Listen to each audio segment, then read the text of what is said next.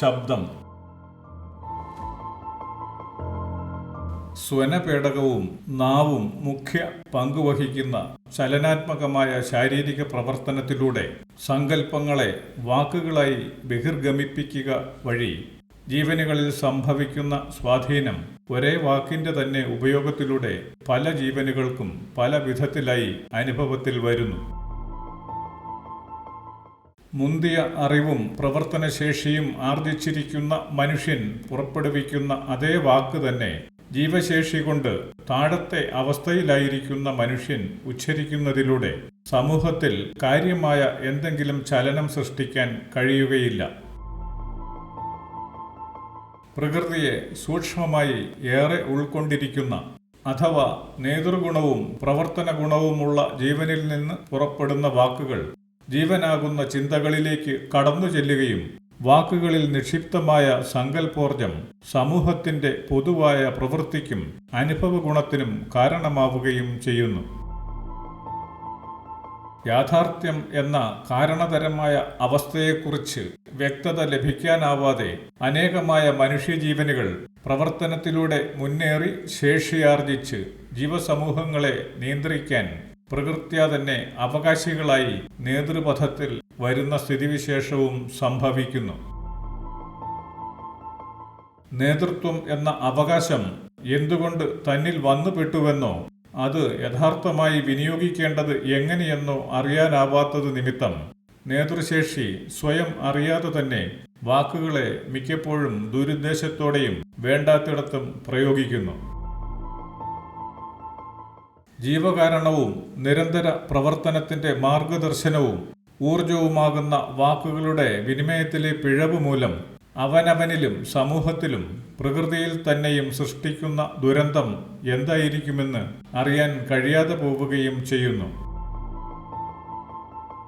വാക്കുകൾ എന്ന അതീവ സൂക്ഷ്മോർജത്തെ നേതൃത്വം ദുർവിനിയോഗം ചെയ്യുന്നു എന്നത് ജീവൻ എന്ന പ്രതിഭാസത്തെക്കുറിച്ചുള്ള അറിവില്ലായ്ക നിമിത്തം സംഭവിക്കുന്നു എന്നതാണ് യാഥാർത്ഥ്യം.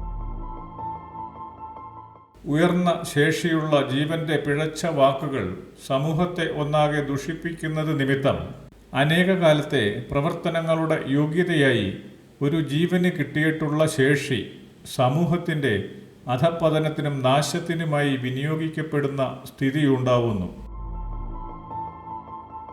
നിരന്തരമായ ഊർജവിനിമയത്തിലൂടെ ജീവനും പ്രകൃതിയും കാരണമായിരിക്കുന്ന ലക്ഷ്യത്തിലേക്ക് നിരന്തരം പരിണമിക്കുന്ന പ്രതിഭാസങ്ങൾ ആയതുകൊണ്ട് വാഗ്വിനിമയം സാധ്യമാക്കുന്ന ജീവശേഷിക്ക് തുല്യമായ അനുഭവങ്ങൾ യോജ്യമായ കാലഘട്ടങ്ങളിലൂടെ സംഭവിക്കുകയും ചെയ്യും. അജ്ഞതയുടെയും ദുഷ്കർമ്മങ്ങളുടെയും തുടർച്ച സംഭവിക്കുന്നതിലൂടെ ഭൂമിയിലെ ജീവിതം നരകതുല്യം ആയിത്തീരുകയും ജഡം വിട്ടുപോയതിനു ശേഷം ജീവസമൂഹങ്ങൾ മിക്കവാറും സ്വയം അറിയാതെ തന്നെ സൂക്ഷ്മമായ ദുഷ്ടശക്തികൾ ആയിത്തീരുകയും ചെയ്യുന്നു. കാരണബോധമില്ലായ്ക നിമിത്തം നേതൃഗുണമായി സൂക്ഷ്മത്തിൽ നിറഞ്ഞു നിൽക്കുന്ന ജീവന്റെ ലക്ഷ്യബോധം സ്ഥൂലപ്രവർത്തനങ്ങളിൽ സംഭവിക്കുന്ന നന്മകളെ ഇല്ലായ്മ ചെയ്യുക എന്നതുമായി വരുന്നു.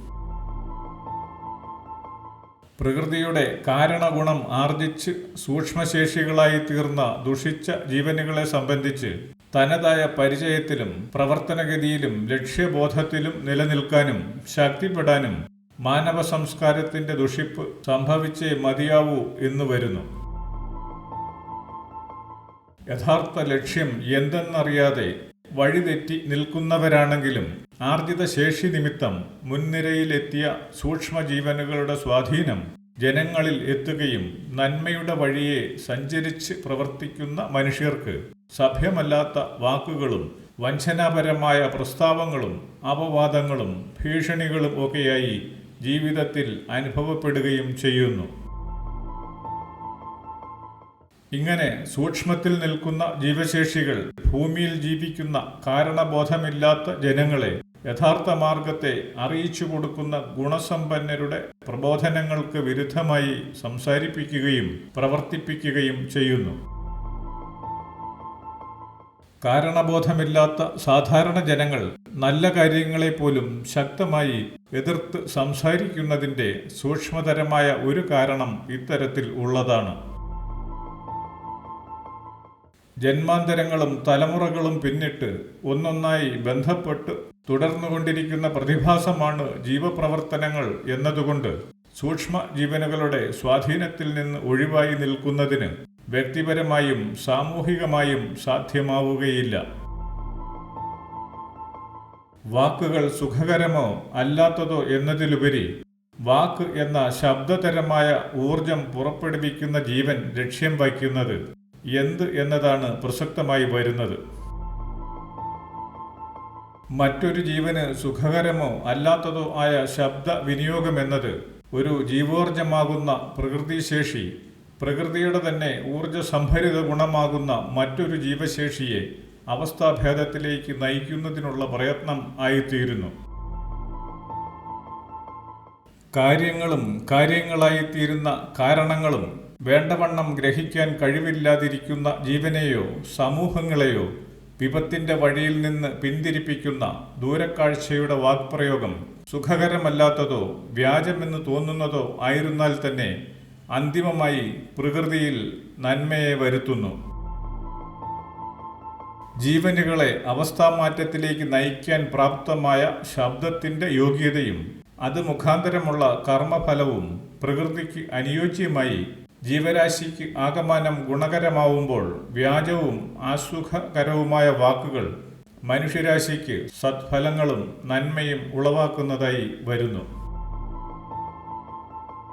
ചീത്തയായും ഉപയോഗിക്കാൻ പാടില്ലാത്തതായും സന്മാർഗ ബോധമുള്ളവർ കരുതുന്ന പദങ്ങളും അവയുടെ പ്രയോഗവും ചിലപ്പോഴെങ്കിലും സത്ഫലങ്ങളെ ജനിപ്പിക്കാൻ പര്യാപ്തം ആയിത്തീരുന്നു. അശ്ലീലമോ ഒരു വ്യക്തിയെയോ സമൂഹത്തെയോ മോശമായി ചിത്രീകരിക്കുന്നതോ ആയ വാക്കുകൾ അറിയാതെയോ അറിഞ്ഞോ അബദ്ധത്തിലേക്ക് പോകുന്ന ജീവനെ തടഞ്ഞു നിർത്തുന്നതിന് പ്രാപ്തമാവുന്ന പക്ഷം പ്രകൃതിയിൽ നല്ല ഫലങ്ങളെ ജനിപ്പിക്കുന്നു. ഇവിടെ പ്രകൃതിയിലെ ദുഷിപ്പിന്റെ രണ്ട് വിധമായ ഊർജസംഭരിതാവസ്ഥകളെ കൂട്ടിയിടിപ്പിച്ച് അവയെ ഇല്ലാതാക്കുകയും ആ ഊർജത്തിന് പരിവർത്തനം സംഭവിച്ച് സത്ഫലങ്ങൾ ആയിത്തീരുകയും ചെയ്യുന്നു. ഇവിധം വാക്പ്രയോഗം എന്നതിൻ്റെ അർത്ഥം വാക്കുകൾ പുറപ്പെടുവിക്കുന്ന മനസ്സിന്റെ ലക്ഷ്യബോധമെന്തോ അതായി അവസ്ഥ പ്രാപിക്കുന്നു. ജീവപ്രവർത്തനങ്ങളെ യഥാവിധി നിയന്ത്രിക്കുന്നതിനും ജീവനിൽ അറിവ് നിറയ്ക്കുന്നതിനും ലക്ഷ്യം വെച്ചുള്ള വാക്പ്രയോഗങ്ങൾ എല്ലാം തന്നെ സാഹചര്യങ്ങൾക്കൊത്ത് നല്ല പദങ്ങളായി നിലവിൽ വരുന്നു.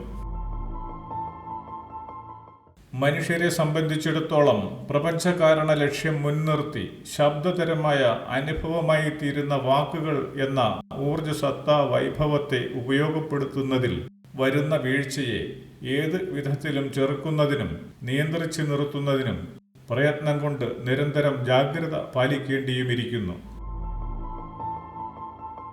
പരമാണുവായി പ്രവർത്തനം തുടങ്ങിയത് എന്ന് സങ്കല്പിക്കാവുന്ന ജീവൻ താൻ ആരെന്നോ എന്തെന്നോ താത്വികമായി അറിയാതെയാണെങ്കിൽ പോലും പരിണാമ വഴിയെ ഏറെ മുമ്പോട്ടു പോയതിലൂടെ ശബ്ദം എന്ന ഊർജവൈഭവത്തെ ക്രമീകൃതമാക്കി ഉപയോഗിക്കുന്ന പദ്ധതി സാമൂഹികമായി തന്നെ നടപ്പാക്കിക്കൊണ്ടിരിക്കുകയും ചെയ്യുന്നു.